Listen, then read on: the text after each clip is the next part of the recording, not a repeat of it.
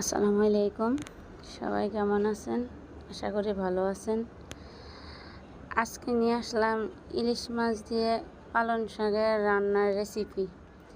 তো আশা করি সবাই ভালোই লাগবে। এখন আমি মাছটা কেটে নিলাম সুন্দর করে।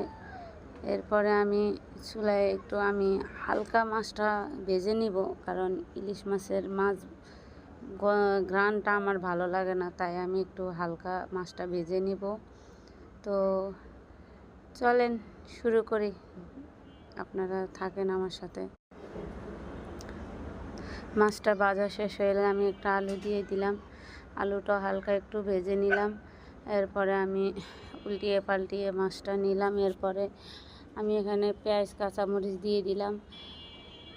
পেঁয়াজ কাঁচামরিচ দিয়ে একটু নাড়াচাড়া করে এখানে আমি হলুদ, মরিচ, ধনিয়া অ্যাড করলাম। কইরা আমি একটু পানি দিয়ে এটা দিয়ে দিলাম।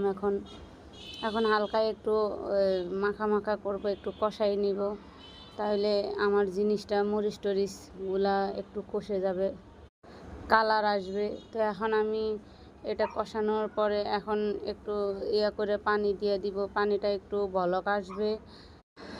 বলক আসার পরে আমি এরপরে এখন শাকটা দিয়ে দিতেছি। শাকটা দিয়ে একটু নাড়াচাড়া দিব, দিয়ে আর পানি দেওয়ার প্রয়োজন নেই আর, কারণ শাক থেকে অনেক পানি বাইর হয়। তো আমি এভাবে শাকটা রান্না করতেছি, দেখেন। তারপর আমি এটা একটু এবার ভালো করে যখন হবে তখন আমি এটা নামিয়ে ফেলবো। তো গাইস, কালারটা অনেক সুন্দর আসছে। শাকটা অনেক সবুজ কালার, কারণ শাক জিনিস একটু সবুজ কালার না থাকলে খাইতে মজা লাগে না। দেখতে মজা না থাকলে কি আর খাইতে মজা লাগে?